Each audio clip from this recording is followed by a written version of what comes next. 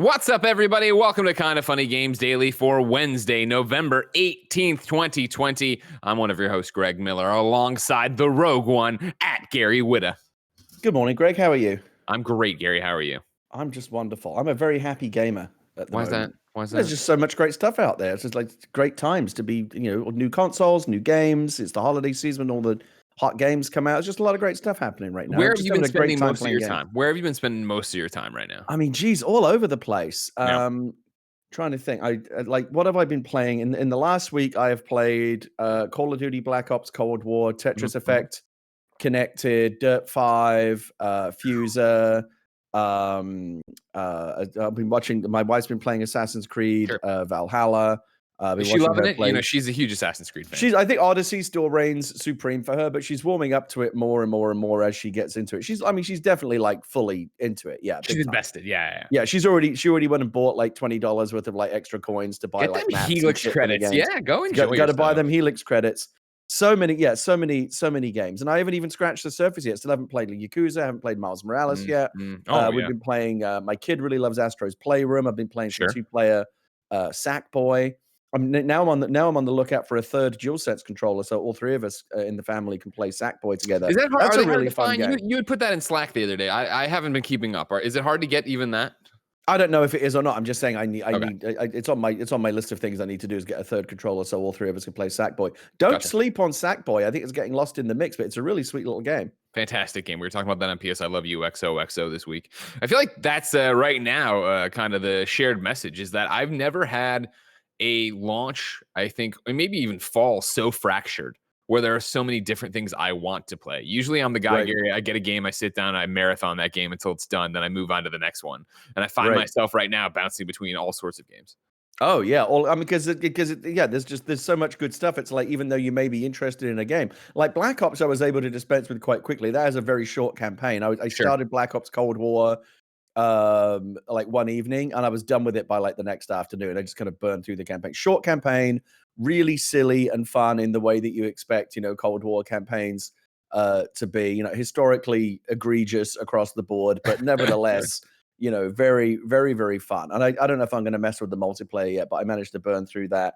What else? I literally was like keeping a list of like everything I've been playing lately as I try to. I'm gonna toss it out there, Gary. There's too many games. Nick Scarpino getting big into Black Ops Cold War. I'd love to see a multiplayer stream with you and him. I saw. Well, no one ever invites me, Greg. Yeah, I can't. I'm not just gonna gate crash them. People have to invite me to play. I'm there. I watched some of the stream the other day with Snowbike and with Kevin and Nick, and it was great. I was like, why? I'd love to be playing in this game. No one invites me, Greg.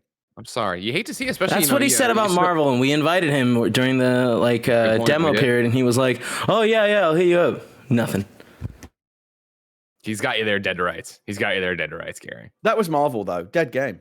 It wasn't dead at the time. That's what people really liked it. Ladies and gentlemen, we have no time to waste, even though we're wasting it. Today, we're going to talk about the Game Awards 2020 nominations, Embracer buying 12 video game developers, and Hyrule Warriors reviews rolling out, because this is Kinda Funny Games Daily. Each and every weekday on a variety of platforms, we run you through the nerdy video game news you need to know about. If you like that, be part of the show. Patreon.com/kindafunnygames. You can give us your questions, comments, concerns, everything under the daily video game sun. Then, of course, on patreon.com/kindafunnygames, you can get every episode of Kinda Funny Games Daily ad-free. You can get it with the exclusive post show we only do on patreon.com/kindafunnygames. And you can keep the mics and lights on. Back and beyond, I used to always say, remember, IGN.com keeps the mics and lights on, the mics on, lights on. I had said something and I can't get back to it. I've been trying to reintegrate it, but I can't do it, Gary. I got to go back. Maybe it's not meant to be. Maybe it's telling you. Maybe it's not. Maybe I'm forcing it to be a thing. You can't force it. That's true. If you have no bucks to toss our way, it's no big deal. You can watch live on twitch.tv/kindafunnygames. If you're watching live, you have a special job. Go to kindafunny.com/you're wrong and tell us what we screw up as we screw it up, so we can set the record straight for everybody watching later on youtube.com/kindafunnygames, roosterteeth.com, and listening on podcast services around the globe each and every weekday. Housekeeping for you, there is a brand new episode of the Kinda Funny podcast up on youtube.com/kindafunny in podcast services around the globe. It's called We Do an Escape Room. That's right. we dialed into the Mall of America yesterday and did an escape room with a guy in an escape room with an iPad strapped to his chest, and we ordered him around as we tried to get out of the escape room. It's some grade A Kind of Funny content. Check it out, the Kind of Funny podcast. Thank you to our Patreon producers, Blackjack and Tom Bach. Today we're brought to you by Gabby, Upstart, and HelloFresh, but I'll tell you about that later. For now, let's begin the show with what is and forever will be the Roper Report. Time for some news.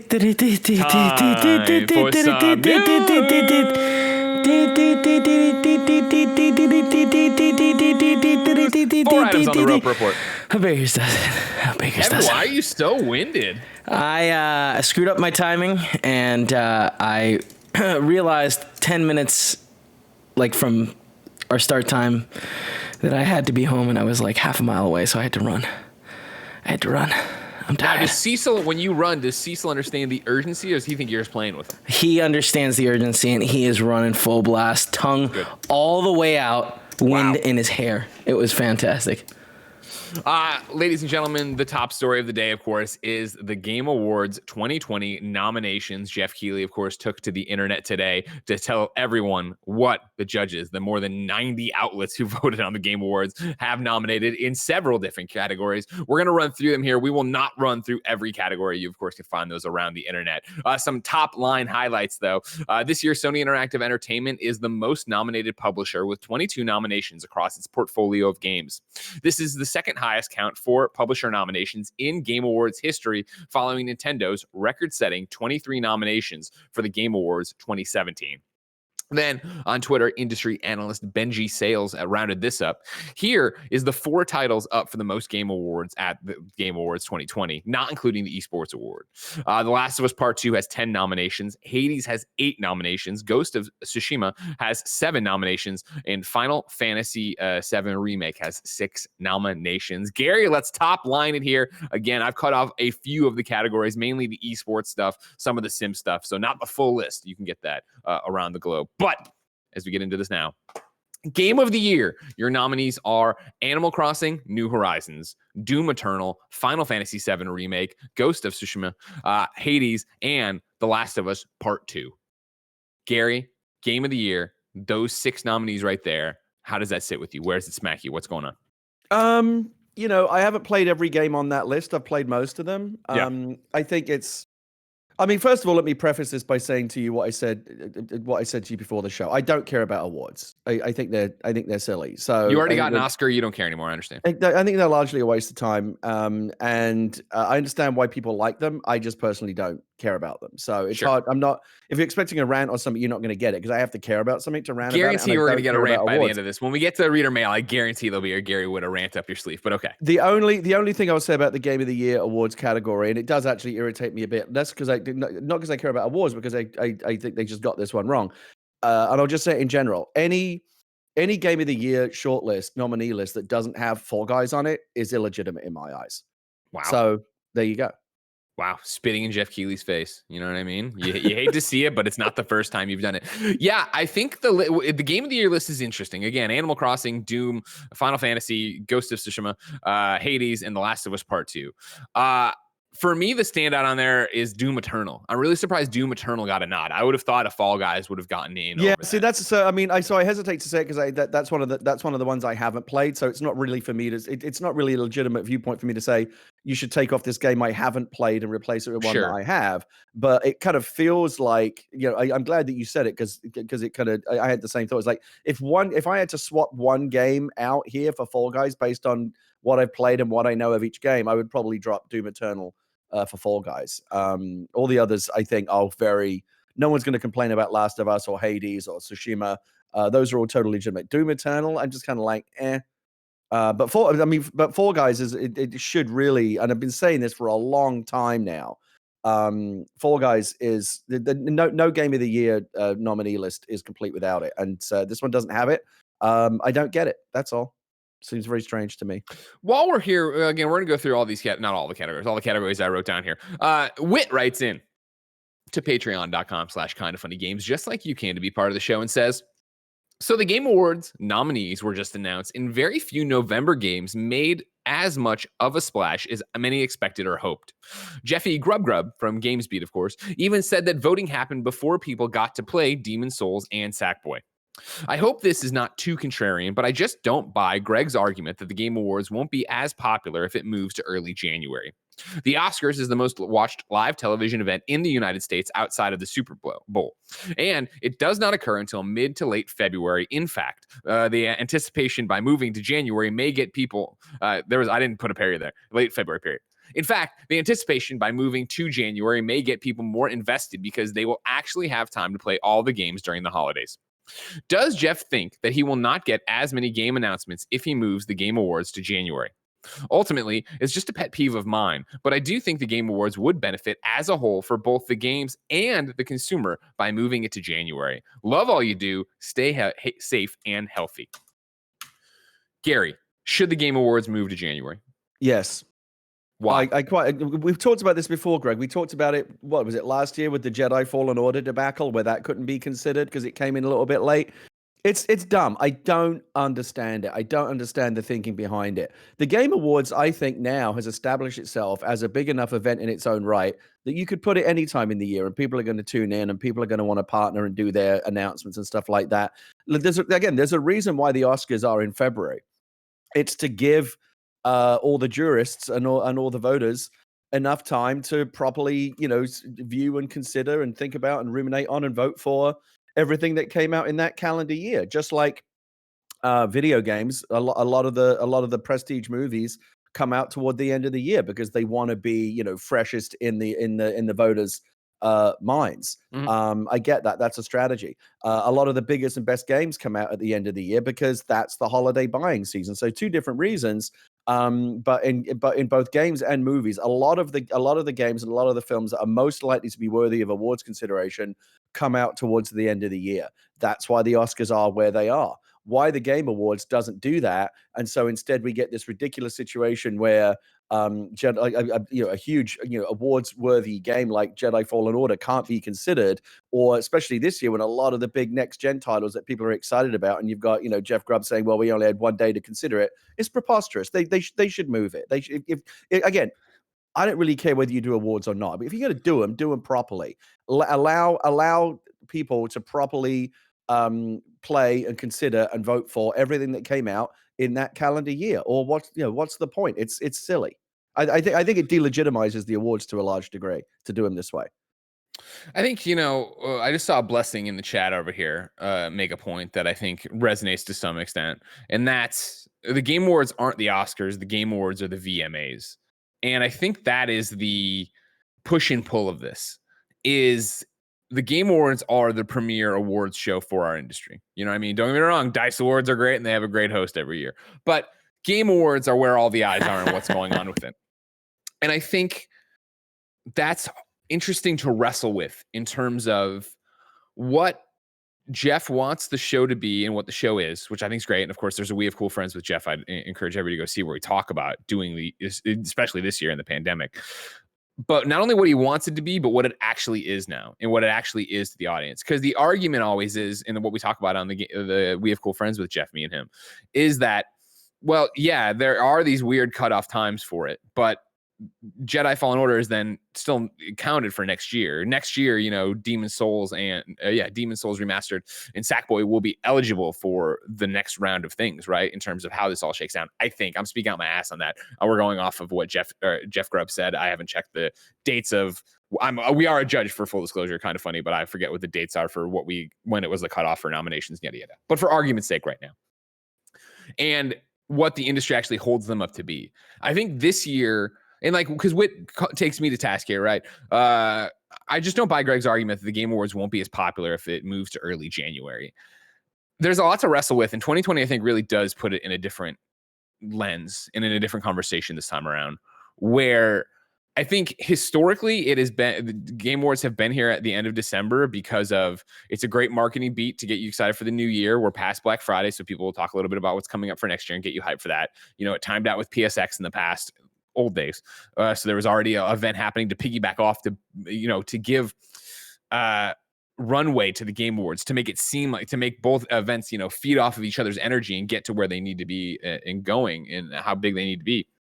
And then also traditionally, this is how, you know, your IGNs and GameSpots and websites have done it before. I shouldn't, and again, this is, you know, every year it changes, everybody does it differently, yada, yada, yada.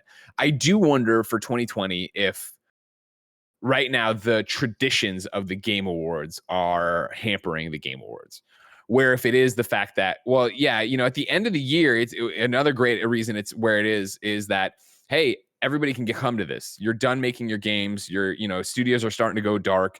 Everybody's going away for the holidays, and the industry at large, the people who would go to the Game Awards, want to celebrate and blow off steam and have this big party and have this big celebration together. Whereas January, it is, again, this is a traditional year. January is you're starting to ramp up and you're starting to get going. You're starting to think about what happens next, and even bringing DICE into the conversation, and not the DICE Awards, but the DICE actual event. You have an event in February already that's going to be this big thing. So I think it's traditionally been this juggling of, it is an event and it is an industry meet and greet and it is this thing that's marketing. 2020, I think, obviously threw all that out the fucking window, because this year nobody's going anywhere. Obviously, this year. And I don't even mean this year, right? Let me open up the stats over here from what we got sent, right? Like the Game Awards don't need to worry about coasting off or drafting off of the success and popularity of a PSX. The Game Awards are far and away fucking huge. In 2019, the Game Awards reached 50 million global viewers, including a peak live concurrent audience of more than 7.7 million fans. Game Awards can go anywhere they want and be a big deal now.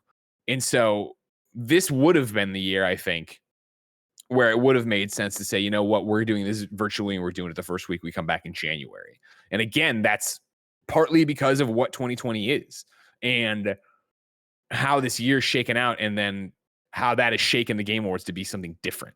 I don't know. And this is the argument, you know, you and I have had before on camera, Gary. An argument is being a bit loose with it. Discussion of, well, yeah, like, it'd be cool, but who cares? And it's Geoff's thing. And if that's what he's doing, that's what it is. And those are the rules, and it cuts off here and it cuts off there. But it is this push and pull, I think, especially this year under the microscope of 2020 of, did it need to be this way? Yeah, I mean, and let me preface this by saying I like, you know, I know he and I have our like fake feud on the internet, but I like Geoff Keighley a lot. Like, he's done a lot of great work in this industry. He's built this thing up from nothing into a tremendous success. He's paid his dues. Fair play to him. I give him all the credit in the world for building this amazing thing. Having said all of that, I don't buy the argument that it would somehow be less popular in January or February than December. Why? Do we suddenly have better things to do in January or February than watch the Game Awards, whereas in December we don't? It makes no sense to me at all. And I think it's a very telling argument, because when we talk about popularity, what we really mean is money. What we really mean is ratings and how much is a sponsorship worth and things like that. And I think that it's clear that, I mean, I think it's maybe a mistake to compare it to the Oscars, and it is closer to, I think you mentioned before, like the VMAs, That's a blessing, and the MTV Movie Awards and stuff like that, where like you don't take the awards seriously, but like it's just an excuse for a big party and to sell advertising and for everyone to kind of, you know, congratulate each other, and it's just get hyped up. And it really is about like, you know, like most anticipated and all those bullshit awards that we know are just, you know, kind of marketing and publicity opportunities. And that's, if I can stop you for 1 second. Yeah, remember, I mean, like, and again, this is no offense to Geoff for the Game Awards. I love the Game Awards. I'm proud to be a voting member of the Game Awards. But in so many ways, right, another reason it's in December is, as Gary just said, it's advertising on both ends, where it is not only we're advertising the games that we think are the best in the year. That way you buy them leading into Christmas, or kids ask their parents for them with Christmas, or your gift card you get at Christmas, you go and spend it on. It's also, hey, advertising for what's coming in January and getting you, or, you know, the new year, what's coming in the next year. Yeah, it's bizarre. And we're in a situation where, like, for example, Cyberpunk, which is undoubtedly the most anticipated game of 2020. And it has a legitimate shot of, you know, it'd be very unlikely, I think, that it's not going to be one of the best games of the year, like a game of the year contender. But it won't be, because guess what? They already announced the list and the game's not even out yet, because it comes out in December. Now, they'll say the same argument that they made about Jedi Fallen. Oh, well, you know, it'll fall into our arbitrary window for next year. But I guarantee you it won't be a game of the year contender next year. Because 12 months I don't know about that, 12 months from now, it's going to be old news, and we're going to be talking about the new and shiny things. I don't know why they could. Like, it's really simple. January 1st to December 31st. Like, just like every other awards show does it. Every other awards show does it on a calendar year, and they schedule the show to allow all the games and all the movies or whatever to be released within a certain year to have proper time to consider them. But I don't know, because they're obsessed with having it out over the holiday season where they think it's going to be the most the most eyeballs on it, and again the biggest money in terms of sponsorship, advertising, the game reveals and stuff like that.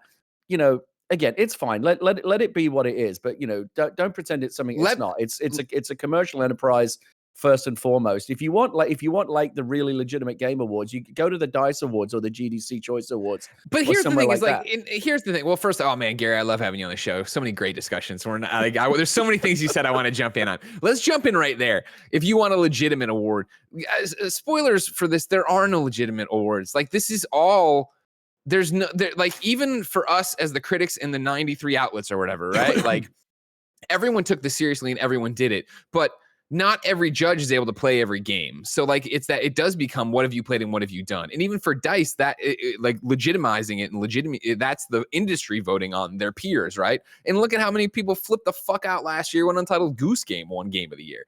Like, it's these things and this goes back to me and when I worked at IGN, not right now. They keep changing. I'm not even sure where they are. But when we had a 100-point scale, and I was like, are you fucking kidding me? Like, this is not science. It's not like I take game this and I pull these things and I sit there and the computer goes beep, boop, boop, boop, boop. It's a 7.75. And I'm like, great, fucking, we got to down to the fraction of a decimal point score. Like, all of this is just opinions. And all of that means is it's what you played and what you care about and what you go for. And it's the whole reason that, like, there's a million different things. And I would say that you're never, in the same way, you're never going to be able to go to IGN GameSpot, Kind of Funny, go see a review and be like, oh, Greg really liked this game, and then you go and play it and don't like it. And you're like, Greg lied. No, it's that I have a different opinion. And that's all these award shows are. And that's the thing, is we get so hung up on taking them so seriously. And I think also, and this is me definitely being very Greg Miller about this, so stick with me, because I know video games really well and don't really care about movies and stuff. I enjoy them, but I don't like live and die for it, right? Where I think we put the Oscars on this pedestal, but every time the Oscars do something, I hear the fucking same arguments about them. Oscars so white. Why did they snub this? Not enough judges saw that. They hate this director. Like, there is no award show that is legitimately like, we are the super objective monolith god and we say these are the best things of the thing. No, I think I think that's a very good point. And let me clarify. I don't necessarily think that the Game Awards are any more or less legitimate than any other. Again, I think they're all silly. But I know why they exist, because people like to read and watch and argue about them, and they drive engagement and they drive clicks, they drive traffic. So awards aren't going anywhere. I remember this all the way back from my days in print magazines when we did our Game of the Year awards issue at the end of the year. That was always a big selling issue, and it drove more readership than anything else we did that year. People love lists, best this, best ever this, worst ever that, Game of the Year. People just love it because it's like something you can like zero in on. And especially these days in the age of the internet, where people love to disagree with one another. It's a focal point for disagreement. And this is why, right now there's a lot of people complaining about why isn't this in there or that, this got snubbed. You're right. Like, it's just round and round. The wheel never stops turning. And I get that. Like, again, I find it a bit boring, but it is what it is. And, we're going to live with awards forever. The one specific point I want to make, and I've been making about the Game Award, it's just weird to me that they schedule it in such a way that by definition, many of the games, like Cyberpunk's a perfect example, which is probably going to be a Game of the Year's contender, won't be considered this year, and now has to be will be thrown into the lot next year at a disadvantage, because by the time we're looking at it next year, it's going to be 12 months old, and there's going to be a bunch of newer and shinier stuff. You brought it back around, and I love you so much for it. John Conti wrote into patreon.com/kindoffunnygames today and said, we're spoilers for when we get the best action adventure. Jedi Fallen Order went from a potential Game of the Year to one nomination for action adventure. Do you think this is due to its release timing, or that it simply doesn't stack up against this year's nominee? Personally, I think it deserves a Game of the Year nominee. Will we see something similar happen with Cyberpunk next year? Obviously, we are out on a limb here. We have not played. Blessing is the only person on Kind of Funny staff who's played Cyberpunk. I've seen 2 behind closed doors E3 demos of Cyberpunk. Obviously, we've all watched Night City Wire. The game looks incredible. Let's say Cyberpunk lives up to the hype and is the best thing since sliced bread or whatever. I guarantee you guarantee you it will be on Game of the Year list next year for 2021. I think that it is apples and oranges, Jedi Fallen Order. I put out a tweet today of like, what a fucking year for games. And the subtext to that, ladies and gentlemen, is last year when we were barreling towards Game of the Year. And I was like, I haven't really played anything I like. And Jedi Fallen Order came around. I played it. I platinumed it. I loved it. I saw all the flaws. I saw all the issues and glitches and hangups. And I was like, this is still the most fun I've had this year. This is still my Game of the Year. I think last year was so weak. That's why Jedi Fallen Order stood out and could have had a chance at Game of the Year last year. This year, again, with all due respect to Jedi Fallen Order, a game I adore and am super excited for a sequel and love Cal and will buy the lightsaber, my third version of his lightsaber when Disney has it at the park. I would not have put that in my top 6 Game of the Year nominations this year. Yeah, I think with Cyberpunk, it's possible there'll be an exception because it is such a titanically massive game. Like it's, in terms of anticipation and profile, it's above everything else right now. Again, remains to be seen. We don't know. There's still exactly. It could suck. I don't think it will, but like I don't either, but it could. It could happen. I don't think we're ready for even if it comes in like even slightly below expectations. It's tough. They've created a very high bar to clear with Cyberpunk because the expectation is like it's almost impossible to match. I think they very well might do it. I'm super duper excited to play it. But yeah, like, I think we can move on. I've made my point. The Game Awards should be in February, I think. One thing I want to, come watch the DICE Awards, probably hosted by me and Showbot again. We don't know. We haven't signed any contracts. For Cyberpunk, I think it actually might work in its benefit too, to be next year. Because if that game is as huge and varied and crazy as it is, what would it have done this year? Let's say it hits its initial date and we got it a week early. And it's like, again, these reviewers who are playing it saying it's great and yada, yada, yada. But think about what it's going to look like a year after it comes out. And everybody's seen all the different variations. And there are all these different comparison and contrast videos. And like, oh my God, well, if you did this 2 hours in, 30 hours in, they say this and they do that. Like, again, if Cyberpunk lives up to its potential, I think that game is going to be on such a pedestal that no one's going to be able to knock it down or knock it down. So there could be a different Game of the Year, obviously, fucking God of War and Horizon and Halo and everything else you're throwing out and maybe Zelda. And like, there's enough stuff happening next year. Like I'm not saying it's a shoe-in for Game of the Year. I'm just saying that I still think you're going to, if it nails everything it's trying to nail, you don't have to worry about it getting Jedi Fallen Order. Look, and at the end of the year, if you're annoyed about your favorite game not getting, nominated, trust me, there's 500 other awards out there flopping around this time of year. You can go find plenty of awards where your favorite game Kind of Funny Games cast has been nominated. And that's the other thing too, where I love it. Like, and I get this is Greg Miller saying this. Obviously, Greg Miller, chucklehead who plays video games, talks about him, right? Not a person who's made video games. I'm with you, Gary.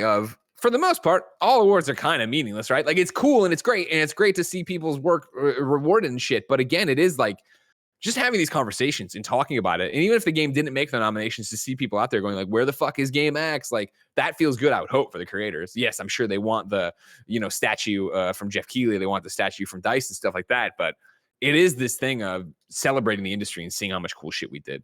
Yeah, there's nothing wrong with that. There's nothing wrong with celebrating achievement, and we should put a spotlight on, the creators of the games that we love to play so much. And there's nothing wrong with making money, and Game Awards does all of those things. And that is primarily why a lot of these things exist. So, again, I hate to say I don't really. We've been talking about it a lot, but I just don't care that much. Oh, you've had a great time though. You've had a great time talking, haven't you?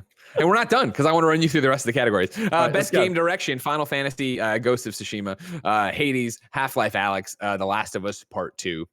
Best narrative: 13 Sentinels, Final Fantasy VII, Ghost of Tsushima, Hades, The Last of Us Part 2. Best art direction: Final Fantasy VII, Ghost of Tsushima, Hades, Ori and the Will of the Wisps, and The Last of Us Part 2. Best performance: Ashley Johnson as Ellie in The Last of Us Part 2, Laura Bailey as Abby in The Last of Us Part 2. Daisuke Suji, right, as Jin Sakai in Ghost of Tsushima. Logan Cunningham as Hades in Hades. Najee Jeter as Miles Morales in Spider-Man Miles Morales. Games for Impact: If Found, Kentucky Route Zero, Spiritfarer, Tell Me Why, and Through the Darkest of Times. Best ongoing: Apex Legends, Destiny 2, Call of Duty Warzone, Fortnite, No Man's Sky.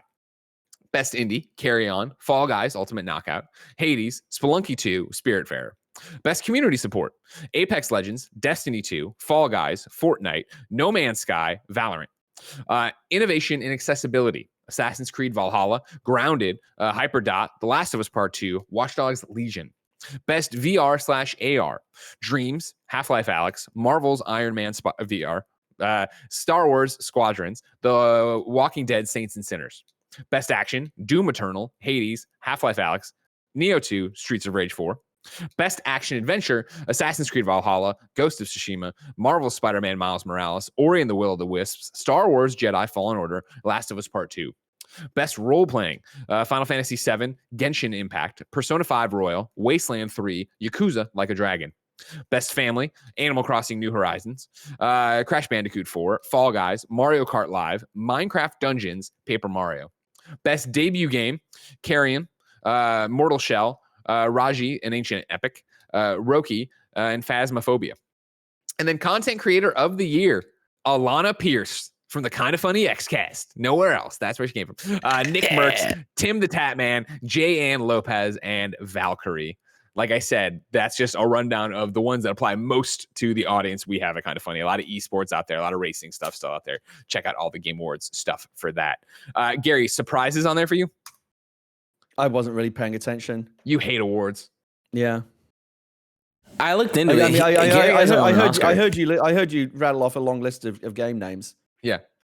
And no, I mean, I looked at them this morning and I'm like, yeah, okay. Again, it's hard for me to care. I whatever. Good luck. Let's good get luck into to all this the one. nominees. Krajookee wrote in to patreon.com/kindafunnygames and said, Among Us got nominated for an award, but weirdly not best ongoing game. How significant do you think it is, considering it came out in 2018, even though it didn't have its moment until 2020? Does this set a new precedent when we think about past Game Awards shows and the conversations about PUBG, Fortnite, etc.? So, Gary, do you have an issue this year? Is it something that changes every time with Among Us not being a game that came out in 2020, being nominated for Game Awards in 2020? It popped up a little bit when I was perusing the list of awards this morning, because it's an interesting story, isn't it? Among Us, we've talked about it before. It came out in 2017, 2018. Didn't really take off, and then a couple of big time streamers discovered it this year, and 2020 is the year of Among Us, right? Even if it technically came out in 2017 or 2018. I can't remember. It's in that area. 2018. It's in the question. 2018. So it came out in 2018. I saw 2017 in a couple of places. Maybe it was like in beta or something. Anyway, yeah, I mean, I'm kind of okay with it. I think 20 again. It wasn't the year that it was released, but it was the year that everyone paid attention to it. But again, so what is the criteria? Does that mean that other games that have been around for a while, if they suddenly massively become popular and take off, that they now are worthy of consideration, even though they've been knocking around for years? I don't know. Yes. It's like we keep. No, that. Geoff talked about that. Yeah. Okay, so fine. Okay. That's I don't have a problem with that. Personally, I think Among Us should be recognized. It's a terrific game. And right if it now, took a couple of years for people to wake up to that, then that's fine with me. Among Us is nominated for best multiplayer and best mobile game. Yeah, I think that is again. You want to talk about how old I am and how long I've done this. I know the arguments we've had of, well, this game already came out. What was in beta? What was early access? Well, now it's here and it's this and it's that, and to have Geoff this year be very loud and very clear of listen, it's just what games were the best games of the year. And if you look at a thing and this is the game you played the most of it this year, and that's where it belongs, nominate it that way. And if the chips fall that way and it gets the nomination votes, then let's go for it. And I think that's the right way to do it. That's fine, because what would the other way be to do it? Hey, this was an amazing game that everyone loved this year, but hey, no one noticed it when it first came out a couple of years ago. So bad luck. No, I agree on this one. Again, I don't know if the criteria needs to be flexible. It's like, yeah, what was the best? What was not necessarily what's the best game that came out this year, but what was the best game this year? If that's going to be the criteria, then fine, just let it be that. I agree with you, Gary. I'm glad you agree with me and Geoff Keighley on this one. I want to get into the Riot Goes Woof had this similar question. Grounded was nominated for excellence in accessibility, and it brought some things to mind. First of all, I love the game. It is very much an early access. I am assuming the major reason they're being nominated is the spider slider, an accessibility setting that makes the spiders in the game appear less spider-like for arachnophobes. However, the game won't fully release until 2021 at the earliest. Do you think this is odd to have something that's not going to be released this year be nominated? Or has Obsidian shown enough to deserve the award? Personally, I love seeing creative ways to implement accessibility like this and hope this nomination encourages others to think about how to expand their audience to those who might not want to play otherwise or be able to play otherwise. Riot, I think it's a number. Your question is very interesting, and a number of things.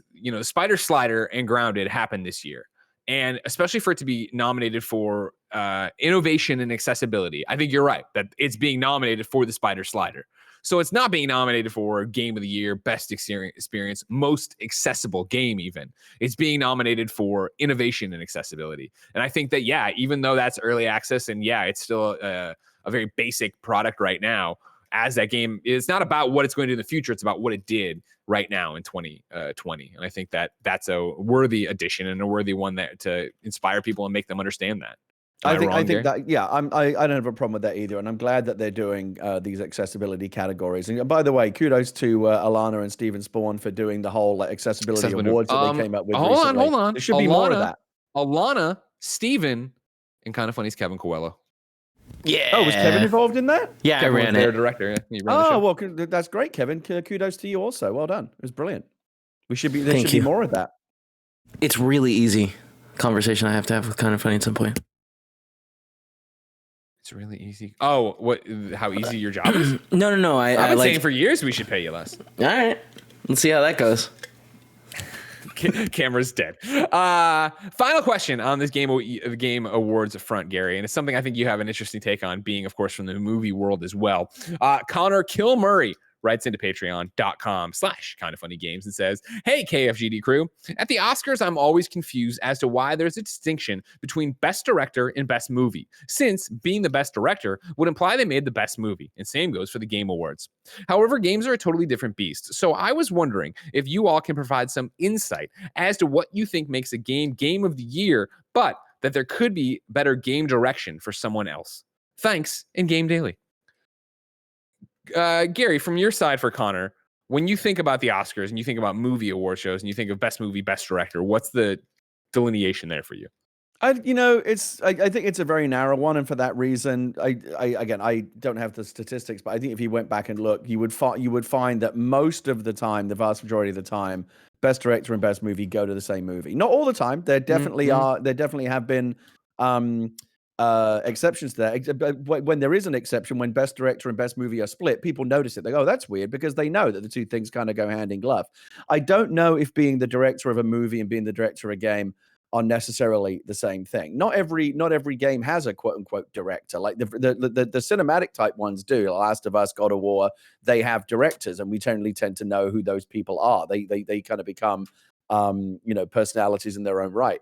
But not, there are plenty of games out there that don't necessarily have direction, quote unquote, in the traditional way that we're thinking about it. And there's a vast majority. You'll notice that all the ones that are up for best direction tend to be very narratively driven and very kind of cinematic in the way that they present their story and their experience. That's no accident. Those games are directed in a similar way to movies being directed, but not every game is like that, and so I think I wouldn't compare apples to oranges in that sense. So for the Game Awards in particular, right? The way the ballot and the categories are described here: Game of the Year, recognizing a game that delivers the absolute best experience across all creative and technical fields. Best Game Direction, awarded for outstanding creative vision and innovation in game direction and design. For me, it's what Gary was talking about, that a director on a movie is a different thing than a director in a game. I think, for me, Game of the Year is always what's the best game? What's the best game of the year that we can look to and say, this is as good as our industry did. This was the most fun. It had the best whatever, yada, yada. It was the best thing we did. I think that can be just gameplay. That can be the creative world you're building on your own, that you're having with it, the experiences you're creating and having. Whereas I think game direction is very much awarded for outstanding creative vision and innovation in game direction and design. That can just be something that is off the wall and you can't believe they did. And it doesn't mean it's Game of the Year, but when you get to control and that music kicks in and the world turns on its side, like, that's fucking crazy. I might be speaking out of turn. I think last year Death Stranding won Best Game Direction, right? And that was one for me where I was like, Death Stranding wasn't my game of the year, but I do think it was it had an outstanding creative vision and all this crazy shit that came together and made it work and play the way it did. And that's the best example I think you can give of what the difference is there. And that, yeah, even right now, right? Like looking at these two lists, game of the year is Animal Crossing, Doom, Final Fantasy, Ghost of Tsushima, Hades, and The Last of Us Part 2. Game direction is all of those except for Doom. Like just Doom isn't included there in terms of game direction. Right. And so that's, it makes sense that, like you said, Gary, that it's kind of hand in hand, but I think they can separate and go off and be their own different things. Sure. Awards. Gary, I want to thank you. I know this is tough for you to come in here and just not care about awards with me. Well, I'm going to give you a minute to catch your breath while I tell the world about our sponsors. Okay. Ladies and gentlemen, thank you very much. This episode of Kind of Funny Games Daily is brought to you by Gabby. You know, you're probably overpaying on car and home insurance. Sure, you'd love to save money, but is spending hours on your own shopping for a lower rate to maybe save a few bucks worth it? Probably not. Do what a lot of folks have done, including Tim Geddes' own. Kind of Funny's own Tim Geddes, and use Gabby. Gabby does all the work for you in just a few minutes, and get this, Gabby customers save $961 per year on average. Gabby takes the pain out of shopping for insurance by giving you an apples-to-apples comparison of your current coverage with 40 of the top insurance providers like Progressive, Nationwide, and Travelers. Just link your current insurance account, and in minutes, you'll be able to see quotes for the exact same coverage you currently have. That's what plenty of folks did. It's fast, it's easy, and you can discover how much you're overpaying for your insurance. Like I mentioned earlier, Gabby customers save $961 per year on average. I bet that'd be nice to have in your pocket each year. You can get a console right now. You can get one of them next-gen consoles. If they can't find you savings like they've done for plenty of others, they'll let you know so you can relax knowing you have the best rate out there, and they'll never sell your info, so no annoying spam or robocalls. You're probably overpaying on car and home insurance. See how much Gabby can save you. It's totally free to check, and there's no obligation. Go to Gabby.com/gamesdaily. That's GABI.com/gamesdaily. Gabby.com/gamesdaily. Our next sponsor is Upstart. There's a lot of economic chatter right now about the state of the market. Is it recovering? How long will it take? Have we seen the worst? But if you're struggling to pay off high interest credit card debt, you can't wait for those answers. You need to take action. Now with Upstart, there's actually something you can do today to help fight off high interest credit card debt. Upstart is the revolutionary online lending platform that knows you're more than just a credit score. Unlike other lenders, Upstart can reward you based on your job history in the form of a smarter rate. Upstart lets you skip going to the bank because it's completely online. They offer loans from $1,000 to $50,000 so you can consolidate your debt into one easy fixed rate payment. Upstart makes it fast and simple to check your rate. Since it's just a soft pull, it won't affect your credit score. The hard pull happens if you accept your rate and proceed with your application. The best part, if the loan is approved and accepted, most people get their funds the very next business day. Over 500,000 people have used Upstart to pay off credit cards or meet their financial goals. Free yourself from the burden of high-interest credit card debt and get back to using your money your way with Upstart. See why Upstart has over 6,000 five-star reviews on Trustpilot. And hurry to upstart.com/KFgames to find out how low your Upstart rate can be. Checking your rate takes just a few minutes. That's upstart.com/KFgames. Your loan amount will be determined based on your credit, income, and certain other information provided in your loan application. Not all applicants will qualify for the full amount. And our final sponsor of the day is HelloFresh. HelloFresh offers convenient, no-contact delivery to your doorstep for easy home cooking with the family. The recipes are easy to follow with simple steps and pictures to guide you along the way. HelloFresh cuts out the stressful meal planning and grocery store trips so you can enjoy cooking and get dinner on the table in just about 30 minutes. Kind of Funny loves HelloFresh. You've heard me talk about Tim and Gia using it. Gia made some pork ragu recently. Tim loved it. That's great. Blessing has been using it. And if you didn't know, Blessing usually eats like a 13-year-old boy on vacation from his parents. This guy is cooking. He's having fun. He's enjoying it. Again, it takes out the guesswork. You get the pre-portioned ingredients delivered. You get the step-by-step instructions. You assemble them, and you make a meal worthy of being the Prince of Halloween. I'm still the King of Halloween. HelloFresh offers more than 20 chef-curated, delicious options every week to help you break out of your recipe rut, try new things, and make any night feel special. HelloFresh, as I said, delivers the pre-portioned ingredients so you're not overbuying and overburdening the planet.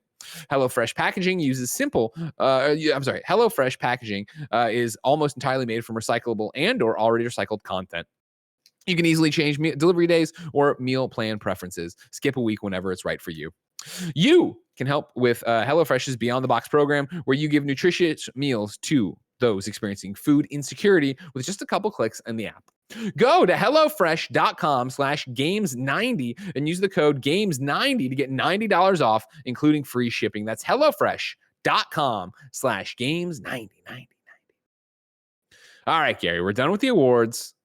Let's move on. Number 2 on the Roper Report, Hyrule Warriors Age of Calamity reviews are up. I have the roundup. Are you ready, Mr. Whitta?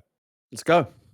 The Metacritic, as of this morning, was at a 79. IGN gave it a 9. Cam Shea writes, Hyrule Warriors Age of Calamity offers a welcome trip back to a world I've clocked hundreds of hours in. Its hugely varied roster of characters, solid combat mechanics, fun progression, and clever adaptation of Breath of the Wild's vision of Hyrule is a joy to play and discover. While there are some missed characterization opportunities, Age of Calamity is still a blast from start to finish. Nintendo Life gave it an 8. Gavin Lane wrote, approached with the knowledge that this is a full-featured side dish, you'll have a very good time hacking and slashing your way through Calamity Ganon's minions in Hyrule Warriors Age of Calamity. Just remember that despite its sparkling presentation, it is still not a Zelda game. What it is a brilliant Zelda-infused Musou experience filled with varied and satisfying combat and Breath of the Wild additions that work beautifully within the boundaries of the Warriors template. The care and attention given to detail here is hugely impressive. We found performance to be adequate and, crucially, it didn't affect our enjoyment throughout. Just be prepared for a slideshow once the pyrotechnics start in 2-player co-op. In many ways, Hyrule Warriors Age of Calamity could be exactly the game you need right now. It offers a stopgap opportunity to revisit a world and characters we adore. In a particularly calamitous year, Animal Crossing's calming alternative life was all well and good for a time, but there's definite catharsis in grabbing the Master Sword, sprinting out there, and giving all the prowling nasties a sound thrashing. It's a story of old friends and enemies coming together to triumph over incredible adversity. Yep, we'll take one of those right now, please. And then Game Informer gave it a 7.5. Ben Reeves writes, Hyrule Warriors Age of Calamity looks a lot like Breath of the Wild, but it lacks the exploration and puzzle-solving elements that define the mainline Legend of Zelda series. Age of Calamity may not resemble the traditional Zelda game, but it's not a bad time. The action is repetitive, but also relaxed and comfortable. It trades on your love for Nintendo's classic franchise, and I was happy for the excuse to return to this version of Hyrule. I still feel like I'm chasing Breath of the Wild's high, and Age of Calamity is a small solace. Hyrule Warriors Age of Calamity is far from a revelation, but it is an adequate diversion. Mr. Gary Whitta, do you give a flying fuck about Hyrule Warriors Age of Calamity? I do, actually. I'm excited about this one. Breath of the Wild, big hit in this house. My wife and my daughter both loved it. They both finished the game. They did all the DLC. Absolutely loved it. They played the demo and enjoyed that too. And even though I passed on Breath of the Wild, because I know it's just not. You didn't play Breath of the Wild? Zelda, like the core Zelda games have just never been my cup of tea. I know I'm missing out. I know. No, if it's not for you, it's not for you. Don't worry. It's some things just aren't my cup of tea. I tell you what is my cup of tea though, Greg, is like slashing through hordes of baddies. I love doing that. I was a big fan of the Dynasty Warriors games, and this is basically that. In the Zelda universe, I could see myself playing this actually. So, comes out in just a few days. I think this could be fun for all the family. Okay. Report back. I want to hear what you. It's on my shopping list. Yeah, sad to hear about the slowdown though. All the more reason to get that Switch Pro out there. When's that coming? You need that. You think next year? Next year seems to be the rumor. Everybody thinks about next year. Get it in there. You know the amazing thing, Greg, is have you seen the like Nintendo's big like holiday TV commercial that's going out there now?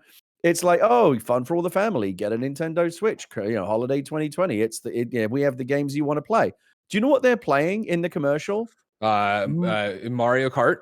Mario Kart. Yeah. Mario Kart fucking like kills, fucking Gary, old still. game, and yet it's still selling like it's nobody's amazing. business. It's amazing to me. There's nothing else out there, and I think Animal Crossing is the one they're pushing because that's kind of there are just games. Nintendo has this ability. I think any other company, I can't think of any other franchise that does this. Is like Grand Theft Auto is the only other one. Like these evergreen, perennially popular games that are still in like the top 10 sellers, like literally years after they come out. I've never seen anything like it. It's pretty amazing, and the fact that Nintendo is still so confident in those. I mean, Animal Crossing is a 2020 game, but like Mario Kart 8 Deluxe came out in what? I don't know. It came out with the system basically. So it's what, 3-4 years old now. and it's still like at the center of like Nintendo's big holiday promotional push. I just think that's remarkable. So I mean, people still buy that like crazy, right? Looking at I'm over on VentureBeat.com, also GameSpeed. Don't forget Jeffy Grub. His October 2020 MPD rundown. Remember that it was right here as you go through the list. Right, number 5 was Mario Kart Live Home Circuit. Number 6 was Super Mario All Stars. Number 7 was Animal Crossing New Horizons. Number 11 was Mario Kart 8 Deluxe. Number 15 is Super Smash Bros. Ultimate. Number 16 Ring Fit Adventure. Number 17 The Legend of Zelda Breath of the Wild. And that's, of course, with the Switch itself being the best-selling console yet again, right? I'm trying to get which year. It was something like it's a 20-some month thing on here. Oh, yeah. It's been like the top-selling console for like the last 2 years or something every month. It's ridiculous. Yeah, I want to say it's a 20-something streak. Nintendo back on top. Nintendo Switch was the best-selling console in the United States for the 23rd month in a row. Yikes. You know what I mean? And it makes sense. My friend just bought a Switch. And hey, Greg, like, do you want to scoop? I can actually combine 2 stories for you here at once. Scoop. Yeah, what's up? We talked about Game Awards. We're talking about Nintendo. I don't know if I'm allowed to tell you this, but fuck it. They didn't pay me anything, so whatever. I am presenting the award for Nintendo Game of the Year at the Golden Joysticks Awards this year. Congratulations. Yeah, I was really flattered that they asked me to do it, and it was a really cool thing. It was all pre-recorded over Zoom. I sent in a video because they're doing it virtually. Sure. This year. Did you do it on your animal talking set? I did send them some animal. I did it live as me, but I did also for another thing they asked for. I sent them some animal talking footage as well. That was the thing. How much did I know you don't care about awards. I don't, but it took me 5 minutes. They asked me to do it. I have a hard time saying no to people. It took me 5 minutes to record the video, so I was happy to do so. Sure. Number 3 on the roper. But I tell you, Greg, like it's a real thing. Like we were playing Mario Kart like the day before yesterday. Like it still comes out. We still play it. The more I think about it, the more I wish Nintendo supported that game better. Like, where's the paid DLC? Like, where's the track pack? I'd like to give me some more tracks. Give me a new cup. There's building up to the next. There's building. Why? Like it continues to sell. Why? Just wait and make the next Mario Kart. Don't even worry about it. Mario Kart 9. Give it to me. Give it to me. Did you at all did you, especially with the daughter, do a home tour circuit, whatever the fuck it is, the RC Mario Kart? You know what? It was impossible to find for a while. I hear that it's now back in stock in places, so I think I'm gonna order it up. The problem with it is you kind of need to get 2, right? Because like if you need, it doesn't. I wish it should really. I'm gonna get annoyed now. It should ideally. It's greedy. That basic kit should really come with 2 races. It should come with a Mario and a Luigi. You can buy a Mario or a Luigi, but if you actually want to like race each other rather than just go round and round in circles by yourself, you kind of need to buy 2 kits. I feel like your mic's live and we're getting the studio thing. God damn it! Sorry, guys. Yeah, Come on, I was gonna say, I feel like Tim has one. He's probably not gonna use ever again. So. That's a great point, actually. Yeah, Tim hasn't, but buy yourself one and then maybe see if he'll give you the other one. He'll rent it to you, at a drop dead price. Number 3 on the I do want to try that live circuit thing. It does look like fun. We're moving on. Number 3. Well, maybe you are. Kevin, bring Tim into this live stream chat, and we'll guilt him about it. We'll see if you can give it to him. Number 3 on the Roper Report: the Embracer Group has nabbed 12 studios and a PR firm. This is Dean Takahashi at GameSpeed. He knows Jeffy Grub. Somebody better tell Embracer Group, formerly THQ Nordic and Nordic Games Publishing, to slow down, because the game publisher just decided to acquire 12 game studios. The deals are smaller in nature, but along with Microsoft's $7.5 billion acquisition of Bethesda in September, it is yet more proof that the games industry has gone insane with deal making. The acquired studios include Thinking Ape Entertainment in Canada, Nimble Giant Entertainment in Argentina, Mad Head Games in Serbia. Man, I'm just struggling. Here's the problem. I don't know where my cup of water is. I only have my cup of coffee, and that just dries my mouth out more. Snapshot Games in Bulgaria, 34 Big Things in Italy, Zen Studios in Hungary, IUGO Mobile Entertainment in Canada, Purple Lamp Studios in Austria, Quantic Lab in Romania, Coffee Stain North, Flying Wild Hog in Poland, and Silent Games in England. It also bought Sandbox Strategies, a PR and influencer relations agency in New York. The 11 studios and PR agency add at least 1,273 employees to Embracer Group's growing ranks. That pushes the company over 5,000 employees. The Karlstad, Sweden-based company said it has 135 game projects in the works right now, up from 118 in May. Market researcher Newzoo expects game industry revenues to hit $174.9 billion in 2020, thanks in part to gamers entertaining themselves relentlessly during the pandemic. Embracer raised $661 million in cash via a stock sale on October 8th. Embracer Group also reported its earnings today and said its sales increased 89% for the third quarter ended September 30th to $276.4 million, while profits before taxes and other items were $112.3 million. If this is a very inside baseball one, and we're getting even more to it because we work with Sandbox Strategies all the time in terms of getting codes. When we did that Second Extinction stream a while back, that was through them. Over at Sandbox, Rob, who's in charge of the company, says, when we were approached to join their family, we jumped at the chance. It just seemed like such a natural fit. We're able to remain a standalone group and stick to our core business of PR and content creator outreach, and at the same time offer our services to other developers and publishers within Embracer. I'm excited for what the future holds and look forward to working with all of our friends, new and old, as we move forward together. Gary, Embracer Group cannot be stopped. I tell you what I like most about Mario Kart, Greg.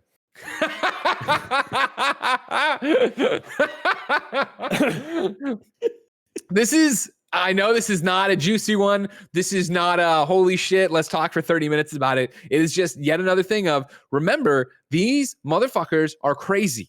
They brought back SpongeBob. They brought back Reckoning. They brought back Destroy All Humans. They called themselves THQ Nordic. Like, they continue to buy and now they bought a PR firm that still stand alone and can do they just keep doing things. When I was reading the story about all the studios they bought, my first thought was, wow, I didn't know that many studios left. I thought THQ Nordic had already hoovered them all up, but apparently there are, and now there's this other company out there that I've never heard of. No, Gary, no. All these studios. No, Gary, no. What? This is THQ Nordic.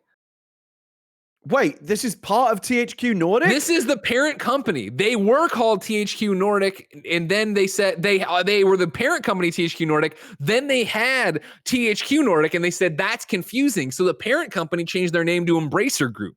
These are those motherfuckers you're talking about. This is Lars Wingford. Yeah, he is buying the entire fucking industry. Yeah, it's like when you play against some annoying fucker that like winds up owning every Monopoly property on the board. There's nothing left for you to buy. I'm like, how is there anything left for anyone else to buy? Yes. Now it makes total sense. And that's why Lars is winning, because he's not buying Boardwalk and Park Place. He is buying Baltic. He is buying all the little properties nobody cares about. And he's building the hotels electric company, the fucking rail. He's got all the railroads. Station.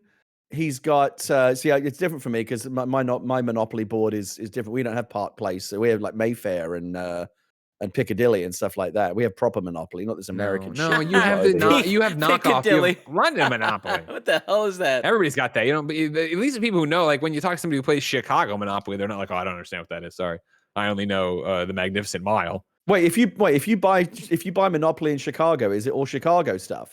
No, I mean like there's all the different ones. Yeah, there's all the different one-offs of it. There's Achievement Hunter Monopoly. There's all sorts of crap. Really? They're that big? Yeah. Yeah. Why isn't there Kind of Funny Monopoly? We're not that big. We are not that big. Yeah. Kindoffunny.com/store. If you want new shit, you have to buy the old shit. I know you don't want the old shit. I know. It's like some of it's only like $4 now. Just fucking buy it so we can get new shit. It is amazing how many different types of there's like fucking Halo Monopoly and all kinds of mad shit out there now. It's like you've made it when you either have your own Monopoly or your own Funko Pop. That is true. Yeah. You see that Austin Creed, aka Xavier Woods from Up Up Down Down, WWE Superstar, and the New Day in general is getting added to Gears. They got themselves in Gears. I saw that. That's amazing. Awesome. Amazing. Why aren't we in Gears? We're not that popular. Like, that's the problem, Gary.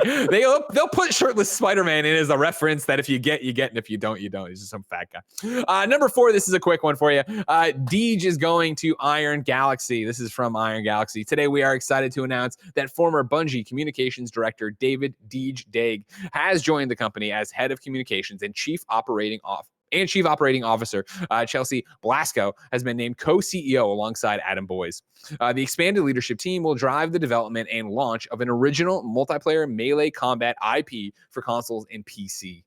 Renowned for his work on the launch team for the Destiny franchise at video game developer Bungie, new hire DeeJ has built exceptional teams that create inclusive, vibrant online communities that engage players. DeeJ will be building on his previous success with the creation of a new community team at Iron Galaxy. Of course, Iron Galaxy, a proud Chicago business. Adam Boyes, a fucking clown. Dave Lang, also a fucking clown. DeeJ, a good guy. Maybe he'll finally I love those bozos. Maybe he'll finally clean the place up. You know what I mean? Because whatever. But congrats to all of them. That's awesome. And it's exciting to see them talk about an original multiplayer melee combat IP. We'll see what that ends up being. Yeah, absolutely. Gary, I'm excited to see what DeeJ does over there. You know, throws out the trash, gets rid of Dave Lang, everything that can happen over there. But that is still far away. If I want to know something more immediate, what came to the mom and grop shops, where would I go? The official list of upcoming software on each and every platform as listed by the Kind of Funny Games Daily Show hosts each and every weekday. Yeah. Out today, the Four Kings Kevin, Casino. don't do that. That's ASMR. People love that. No. See, that's one of the reasons we're not big enough for Monopoly. I do think Kevin should do his own ASMR channel. Kevin should do, Kevin should do a 3-hour-long video where he reads the Yellow Pages. I'm looking into some stuff that would make breathes that easier. into a microphone. It's very exciting. The Yellow Pages? What? No, I said I'm looking into some stuff with audio for some experimental things that I've been thinking about developing. I'm excited. I'm actually excited about that. Okay, cool. I'm interested on that one. Yeah. Out today, the Four Kings Casino and Slots on Xbox One, Nexoria Dungeon Rogue Heroes on Switch, Real Politics 2 on PC. Who is the Liar on PC? Solitarix on PC. PUBG gets update 9.2 on PC and it's coming to consoles on November 26th. Players can drop into Battlegrounds to try out a new vehicle, mini Survivor Pass, and get balance updates. Second Extinction, that game I was talking about with Sandbox, gets a new insane difficulty mode on PC. And then there's a Pokemon Go update coming starting November 30th. Well, actually, this is a new date then. Just pretend I moved to new dates. Starting November 30th, the Go Beyond update will bring an improved leveling experience for all players, increase the level cap to 50, create streamlined events known as Seasons, and introduce Pokemon originally found in the Kalos region to the game for the first time. New dates for real. IO Interactive is teasing that they have a new project reveal. They're doing that on November 19th. That is tomorrow at 6 a.m. Pacific. You can watch live, youtube.com/IO Interactive. Of course, we'll talk about it on Games Daily as well. Oh, thank God. What now? I'm just happy we're not live streaming. You know what I mean? Okay, yeah. At 6 a.m. No, thank you. The Game Her Awards, media platform that connects, supports, and empowers women in gaming, is announcing the winners for its first ever Women in Gaming Awards series. After 8 weeks of receiving over 600 nominations and more than 70,000 votes for the finalists, the Game Hers will announce their official winners during a live finale November 19th, again tomorrow, 11 a.m. Eastern Time. Tinkertown is coming to Steam Early Access on December 3rd. And then Star Wars Squadrons is getting a content drop. It reads like this. On Wednesday, November 25th, the first update will deploy giving players a brand new map of a fan favorite location, Fostar Haven. Is that how you say that? You nerd, you Star Wars nerd, Gary? Fostar Haven? This new map will be available in both fleet battles and dogfight mode. Additionally, this update comes with several new ship components, including a booster extension kit, rockets, prototype piercing torpedoes, and anti-material rocket turret. The second holiday supply drop will arrive in December and feature some of the community's most requested content, starting with 2 new iconic starfighters, an A/SF-01 B-Wing starfighter for New Republic pilots, and then a TIE/D Defender multi-role starfighter will join the Imperial Navy's fleet. I'm excited about the B-Wing, best ship in Star Wars. Did you ever get into this? Did you play Squadrons? I've been waiting for a couple of things. I've been waiting to get my flight stick and throttle, which has now shown up. They're very hard to get these days for some reason. Sure. I think it's Flight Sim and there's a couple of, for some you can't get it. Really, really hard to find. I was eventually able to procure one, and I've been waiting for a couple of patches to both the VR and the flight stick sensitivity so that generally I often don't play games at launch, Greg. I often wait for a couple of patches for it to properly stabilize, because I want my experience with the game to be good, and I don't want to be like for example, Assassin's Creed Valhalla is really buggy. And that would bum me out to be playing it at launch with all those bugs. I would rather wait a couple of months until the first few patches have cleaned it up, and then I can have a better experience with it. Fair enough, Gary. It's time to squad up. This is where one of you writes into patreon.com/kindafunnygames, giving me your name, username, platform of choice, and why you need help in a video game. I read it here. The best friends come and find you, and everybody plays games together. Today, Jordan McCarthy needs help on PS5. Jordan's PSN is JPDMacca, M-A-C-C-A, Macca, I guess. JPDMacca. Hi, Greg and Gary. As you may know, we are finally getting the PS5 in Europe tomorrow, and I can't wait. I'm getting Spider-Man and Demon's Souls on launch, but may pick up Sackboy or Call of Duty also. It would be great to have some KFBFs to share great next-gen experiences with. Thanks for everything you do, constantly bringing positivity to the world. Also, Gary has a strong taste in football teams. I'm glad that he thinks so. Who's your favorite football team? The Bears? Chicago Bears? You like that kind of New football? No, I guarantee he's in Europe. He's in Europe. He's talking about soccer, but he said it. Yeah, Macca. He's probably from Macclesfield. There you go. Would be my guess. JPDMacca if you want to play some PlayStation 5. Tottenham Hotspur Football Club. Gary, we asked people watching live on twitch.tv/kindafunnygames to go to kindafunny.com/you're wrong. Tell us what we screw up as we screw it up. Did really well today. Not a wrong, but Zan Fair confirms that Kojima did win Best Game Direction for Death Stranding. Greg, you were right. Thank you. Song of Storm says, just correcting something Gary said on the show. He said all major award shows have their contention periods from January 1st to December 31st. The Oscars is indeed that time frame, but the Emmys and Grammys are different. Emmys are June 1st to May 31st, and the Grammys are also September 1st to August 31st.